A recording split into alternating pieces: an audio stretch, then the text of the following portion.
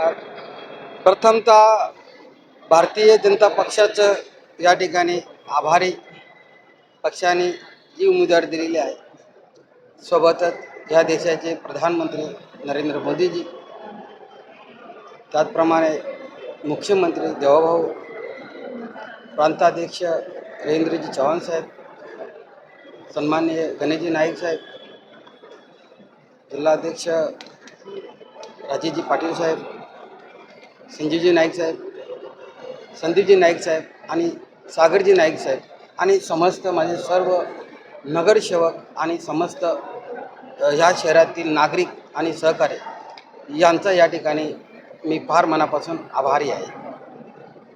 जी काही ह्या ठिकाणी उपमहापौर पदाची जी काही जबाबदारी आलेली आहे, ही जबाबदारी ह्या शहराच्या विकासासाठी, या शहराच्या विकासासाठी आणि जी काही भारतीय जनता पक्षाने जो काही या ठिकाणी वचन दिलेलं आहे, शहरात पूर्ण या शहराप्रती भारतीय जनता पक्षाने कॉमन वचननामा दिलेला आहे आणि प्रत्येक नगरसेवकाने देखील आपला वचननामा दिलेला आहे. त्या वचननाम्याची वचनपूर्ती ही ध्येयपूर्ती करण्यासाठी नाईक साहेबांच्या नेतृत्वात आम्ही कटिबद्ध. आता सभागृह ते कसं वागतात त्याच्यावर आहे ना, कारण केंद्रात सोबत आहोत, राज्यात सोबत आहोत.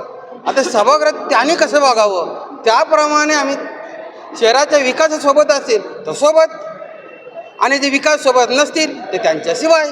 असं जसं तसं विचारांची लढाई आहे. ही विचार कोणासाठी आहे?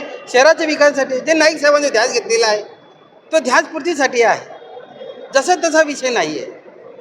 ते कसे आहेत ते त्यांच्या परीने, आम्ही नाईक साहेबांच्या नेतृत्वाखाली एक शिस्तबद्ध म्हणून त्या ठिकाणी विचारांची लढाई विचारांसोबतच करू आणि त्यासोबतच आम्ही या शहराच्या विकासासाठीच करू. त्याचसोबत हे शहराचा जो आपण डेव्हलपमेंट इन्फ्रास्ट्रक्चर म्हणतो, त्याचसोबत सोशली डेव्हलपमेंटसुद्धा या ठिकाणी होईल आणि ते नाईक साहेबांच्या नेतृत्वाखाली. दोन्ही आमदार आमचेच आहेत ना, त्याचं वादच नाही. त्यांच्याच नेतृत्वाखाली करणार ना. आणि आमचे जिल्हाध्यक्ष साहेब आहेत, त्यांचे देखील नेतृत्व आहे. त्यांचं अभिनंदन.